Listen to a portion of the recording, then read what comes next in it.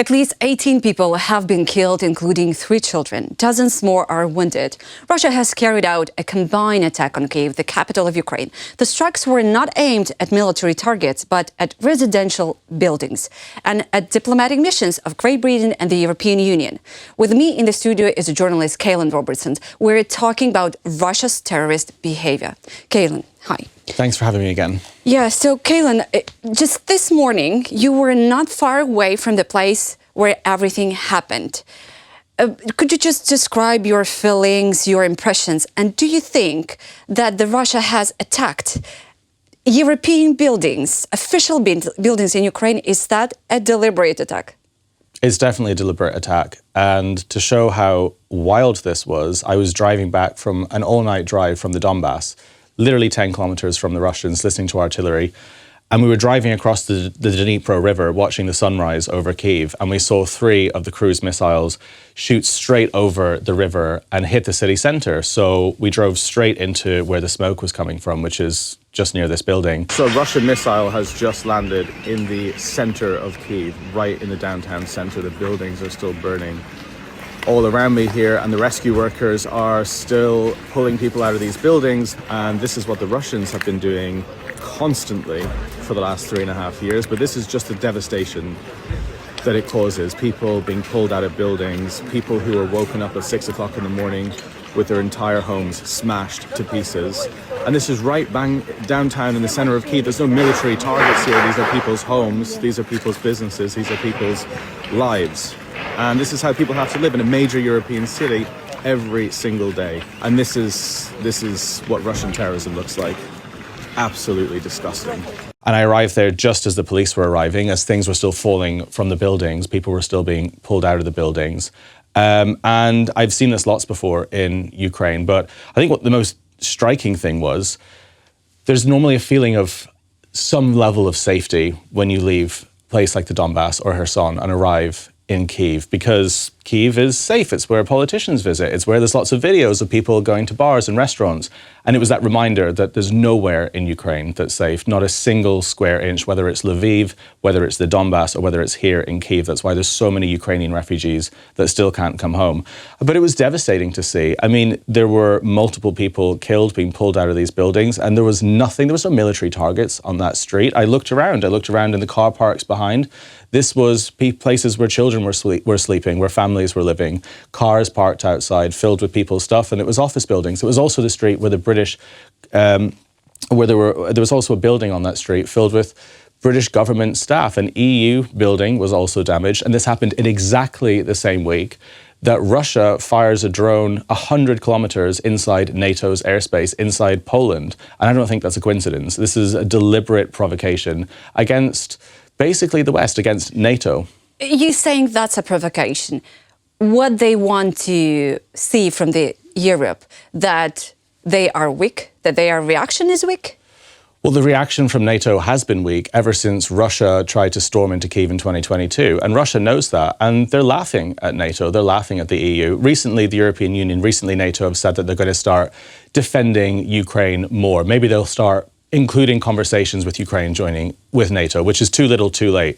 And Lavrov has basically come out and said, okay, this is a provocation against us, and they're laughing. And this is a retaliation for that. All of this is a retaliation for that. They're trying to show the world, Russia is trying to show the world, we can hit your British government buildings, we can hit your European Union buildings wherever we want. We can fire drones inside NATO's airspace and you're going to do nothing. They launch electronic warfare from Kaliningrad to neighboring NATO countries. They launch all sorts of electronic warfare in Estonia, where I've just come from as well. They've been pushing and pushing and pushing, because they're proving a point to Russians that NATO are weak right now and they're not willing to respond at all, not willing to do in any way what Ukraine needs as support as well. Caolan, you know what's interesting? Just recently, just day before, Russian Foreign Minister Lavrov said that they are not accepting any conditions from the EU regarding peace deal and NATO presence of NATO soldiers in Ukraine or in neighboring country. And now, just in the 5 in the morning and 3 a.m. this night, we are having this, I don't know, is that a terrifying attack? And they kind of mocking us, It's mocking the entire West. It's mocking rule of law. It's mocking every country that supports Ukraine, because Russians know that the European Union and NATO are not willing to do what's necessary to fight back against Russia. Russia are very happy to hit British government buildings, knowing that the British government will do nothing other than words and tweets. And that's why they're laughing at us, because we're not willing to fight back in the same way that Russia's fighting back. We would never, ever hit Russia in the same way that they're hitting buildings and places in our own airspace. And they know that. And until the West actually starts stepping up and actually starts showing a proper deterrence to Russia, Russia's going to continue to do this. This will be happening constantly. There'll be more drones flying into NATO airspace as well, because we're weak. We're weak on Ukraine. Ukraine is the only country that really takes the Russian threat truly seriously. That's why this country's been firing their own missiles into oil refineries and military targets all across Russia, because that is the language that Russia understands. And words and talks of peace and diplomacy isn't a language that Putin understands. And that's why he laughs when he presses a button and fires missiles into British and EU government buildings. Yeah, it's like complete endless nightmare happening in Ukraine. In one of your morning's video, you said, listen, I'm in the center of the city. This is how the street is looking right now. Everything, just not everything, but, you definitely see the result of Russian attack on the street. And you said probably this attack that has happened next to the EU and British missions buildings will force them to wake up. How do you see they're going to wake up? Seriously, how do you see that waking up process? Well, there isn't going to be a process anytime soon where they wake up. I mean, the Prime Minister of Great Britain has responded to this, an attack on a building filled with British government employees, by saying he condemns it. Putin would laugh if he saw that tweet. So we've already shown our response to this, and that's nothing. That's words, empty words. And until the West actually starts stepping up, actually arms Ukraine with the weapons it needs at the frequency it needs, and allows this country to actually join NATO, then this is going to continue forever, because NATO has been using empty language the entire time. This is why this is happening. Yeah, I have the impression that just less than a week ago, there was a Russian attack on American plant in Mukachevo. That's Western Ukraine. That was the huge plant that was attacked by, and someone in the Oval Office, journalists were asking Trump, what were you going to say about that? And he said, I'm not happy with this. Now we have this attack of EU and Great Britain missions, diplomatic buildings. So basically, do you think that Russia is fighting against the whole world on Ukrainian territory? Well, of course, Russia can do whatever it wants. Russia can bring North Korea, they can bring Iran, they can bring China, they can bring whoever they want into their war against Europe. And Europe are still basically deciding what kind of tweet to write in a response to all of this. And this is going to continue eternally until the West start waking up. Again, that building, I was driving from Estonia into Ukraine and saw that building on fire, that American electronics warehouse. And that was a provocation as well. It was a proud American business, and now it's a British employee's place of work and an EU place of work. And this is deliberate. It's happening now because of these conversations, and it's definitely not going to stop. It's definitely not going to stop. And you know what? Putin is preparing to go to Beijing to meet with a Chinese leader just as soon as next week, and North Korean leaders. So do you think that they are not going to talk about peace there, but about something more horrifying and serious regarding, well, Putin's going to talk about all the different creative ways of destroying Ukraine and how he can do that with his new friends, with his new allies, what kind of weapons he can get, what kind of troops he can get, what kind of sanctions he can circumvent, what kind of ways he can sell his oil to pay his troops to come into this country. At the exact same time that NATO, America and Britain can't decide whether Russia is even a threat to us or not. So these are the difference in conversations that are happening right now, and it becomes more infuriating every single day. And again, if you're an American and you're watching this right now, and you're watching things like the Alaska summit, Putin talking about peace, Trump saying that there are two sides to this war, J.D. Vance going on TV yesterday saying that there are both sides have issues, all you need to do is watch what happened this morning at 5 a.m., which was EU buildings, British buildings, and residential buildings in Kyiv getting blown to pieces, because that is all Putin wants. nothing else, war and destruction. You know, I was reading the international media this morning, and they were saying, I think that was a New York Post, who was saying that the only security guarantees for Ukraine is Russia losing. No, there is another Ukrainian victory and Russia losing. I think that's maximum plan for Ukraine, because it's, to be honest, I think it's very hard to achieve, like Russia losing. But do you think we're on the way to this with all this Ukrainian deliberate strikes to Russian refineries, oil depot, and everything that's successfully Ukrainian army doing so far? Oh, absolutely. Ukraine knows exactly what's paying for all of this, and that's Russia's oil. Russia's oil that's being bought by China, but also Russia's oil that's being still continually bought by Hungary and Germany. And some of these countries in the EU are sending more money to the Kremlin to buy that Russian oil than they are aid to Ukraine. Ukraine knows this, so Ukraine have decided to take matters into their own hands, and that's why they're hitting those refineries. Over 80% of every single strike inside Russia is oil refinery related. And the sales of those oil is what is paying for the manufacturings of tanks and the salaries of the soldiers to kill people in this country. And if that money runs out, then everything stops in days. And that potentially could happen. This will not end at the negotiating table. If you listen to Trump's team, J.D. Vance again said the other day, all wars end since World War II at the negotiating table with a handshake. They don't. No. The Second World War, I guess, yes. But I mean, we had in our history lots of wars, they were not ending with any peace negotiations and signing. Well, World War II actually ended with the destruction of Japan with a bomb, and World War II also ended with Hitler killing himself. because there was an alliance with Britain and America and the West to defeat Nazi Germany, an alliance that needs to exist now. And that doesn't mean we need troops on the ground in Ukraine. As much as I'd like that to happen, that doesn't mean that needs to happen. It means we need to stop buying their oil, and we need to put more sanctions on Russia, because as soon as the bank account in the Kremlin hits zero, this ends immediately. Russia will never, ever stop trying to destroy this country until they can't afford it. Money is the only way to stop this war. And we have the ability to do that as well. You know, NATO countries, the EU, America. You know, just listening to you, I'm thinking that, you know, me as a Ukrainian, I really want to, European soldiers to be based in Ukraine from NATO. To be honest, I just see that as a real way to stop the war. Mm-hmm. The fact that the Russia economy is going down, that's collapsing completely. That's one thing. But another one is when the British or French troops are based in Ukraine. I think this is a serious thing that have to happen. And despite the fact that Russia is trying to saying that to the European leaders, we don't want your presence in Ukraine. How on earth is that possible, that they are just, everything based on their terms?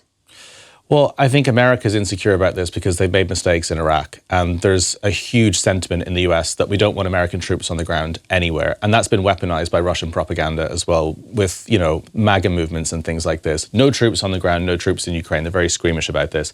But troops on the ground actually would be very, very beneficial to Britain, America, France, and Germany. Soon as they arrived here, that would be the only language and deterrence that Russia actually understands. I would fully support that. We have British and American troops on the ground right now training in Estonia because they're part of NATO. And they told me directly when I asked them, would you be ready for a Russian invasion? They said, yes, we would fight the Russians at the border here. We have the capability to do it. Politicians are too scared and they're too squeamish. They're worried that their voter base will listen to Kremlin propaganda to take our troops home, that we're escalating things. The only escalation that is happening right now is Russia firing missiles and drones into NATO airspace and blowing up British consulate buildings in other countries. Russia are the only ones escalating this. Us putting troops on the ground would be a de-escalation, but that conversation is far away because our politicians are weak and they still don't understand the Russian threat. They don't understand that that Putin's ambitions go way beyond Ukraine and far into Poland. They go all the way back to the Berlin Wall, and we just don't realize that because we've been pathetic at supporting Ukraine. Pathetic in supporting Ukraine, but I think, I had a hope that when Russia is targeting European institutions in Ukraine, the people here, diplomats, definitely are calling to Washington, D.C., to Brussels, to London, and saying, this is the reality we have right now. And those people, if they don't want to protect Ukrainians, at least they will protect their own people. And this is I cannot believe this. They are so weak as we're seeing that right now. The reaction and the phone calls that are happening right now about that EU building and the British buildings will be how to protect British staff here and maybe move them to Lviv. That'll be the only conversations that'll be happening, not how to retaliate against Russia, not how to bolster support for Ukraine. Because again, we're far too weak on the Russian threat. Ukraine has the best chance of defeating Russia by continuing to do what it's doing by hitting these refineries. And the longer they burn, the shorter this war goes on for. And that is the best scenario. And I think it's possible. I think it's possible. If Ukraine continues to do this and the new Flamingo missiles that are coming in, there's a good chance that it could halt Russia's war machine, at least for a while. You know, I was thinking that Flamingo missiles, probably that's going to be our very strong tool right now. I have much hope for that. Yeah, and they said it was impossible as well. You know, experts a couple of years ago said it takes decades for a country to build Caolan, missiles like that. Yes, I was listening in 2022. I thought everything is impossible. We were hearing air defense is impossible. Every missile is impossible because we have to have details from the West. We have to have something specific from the United States, and they're not giving us something that we need. So, and now in 2025, everything is changing. You know, just to finalize everything, regarding the security guarantees, you know, everybody's now talking about the security guarantees from the West to Ukraine. But what security guarantees Ukraine can give to the world, actually? What we can offer to the world? Well, Ukraine's already doing it because Putin's ambitions doesn't stop at Ukraine, it carries on west. And Ukraine are already basically securing the future of the rest of Europe by fighting the Russian army here in the towns and cities before they hit the towns and the cities in Warsaw, in Poland, and in the Baltics. So Ukraine are already providing security guarantees for anyone that lives in Europe, anyone that lives in the rest of the West. It's just up to the West if they want to return the favor. Yeah, I wanted to ask you regarding you just said that you came back from Donbass again. And how is the situation there is changing? And I know you were there with a very famous blogger and your friend, and he's going to be in our studio tomorrow. But for now, what was your reaction from what is happening on the battlefield right now? Putin's strategy has changed. Putin's strategy has changed dramatically. Sorry, I haven't slept because of this very, very long trip. I understand that. The situation in the Donbass is drastically different to when I was last there, and that was only about 6 weeks ago in Dobrobylia. And that's because Putin is pushing as hard as possible. And what he's doing now, and he's just met with the head of the state administration of the occupied area of Kherson, is roads, and he discussed roads in this meeting. This started with the road closure between Mykolaiv and Kherson, which is now completely severed. That highway is being hit by FPVs constantly. And on the road to Konstantinivka that I tried to take yesterday, there were drones lined up all alongside it. There were cars on fire everywhere. And this was the same for the back roads between Kramatorsk and Dobrobylia. And basically, the Russian army have decided that they can't storm into cities like they did in Bakhmut because they're heavily fortified. And so they've now tried to choke out all the cities, to choke out and cut off supplies to places like Kherson and Konstantinivka, and cut off supplies to Kramatorsk as well, so civilians can't get in and out, so aid, food and water can't get in and out. It's another brutal tactic, but that's basically what's happening now in the Donbass, and things are heating up pretty dramatically there. I mean, where we were staying was surrounded by smokestacks, and Russians are desperate to cut off and make life as miserable as possible for everyone there. The soldiers there still have a really good sense of morale. I spoke to 3 different units and stayed with different command centers, and they're pretty confident that they can hold things for as long as possible. But now the tactics have changed a lot, and it's all FPVs as well. These things are very, very hard to jam. They wait on the side of the road and chase your car, so it's a pretty evil... Have they chased your car with the team? They didn't chase our car on this trip, but we were on the road to Konstantinivka, and there became a point on that road that we couldn't go any further because there were drones waiting on the side of that road. There were cars on fire on that road. And that's the first time I haven't been able to go to that city because it's just completely inaccessible now. And that's the new tactic. That's what Putin wants now, is to basically choke off and suffocate all of these places so they can't get aid, food supply, medicine, anything. Especially, I think they kind of also preparing for the winter in that way. Yeah, well, they know that once the ground starts to get softer, it's harder to make advances. This happens every spring. But this time is different because of the drone technology. They're now cutting off the cities entirely. The front line used to just be a hard line in the soil. Now the front line has there's almost two of them, and it's the roads that are 40 kilometers back. And it's a whole new threat. It's pretty dramatic. But I took a very famous YouTuber from the United States there who's never been to Ukraine before, and he was absolutely shocked by it. Hearing artillery every 30 seconds, but he had this great sense of relief as well as we were driving towards Kyiv. Finally, I've seen Kyiv on TV, there's these beautiful restaurants. And then being in the aftermath of the same thing here made him realize that the front line is Ukraine-wide. It's everywhere. It's a coffee shop in Lviv, and it's a bunker in Kramatorsk. No matter where you are, Russians want to make sure Ukrainians can't feel safe anywhere. Yeah. Caolan, thank you so much for your time, despite the fact that you had just 1 hour sleep this night and you're working during all the day. Thank you so much that you came here to the studio. No, thanks so much for having me again.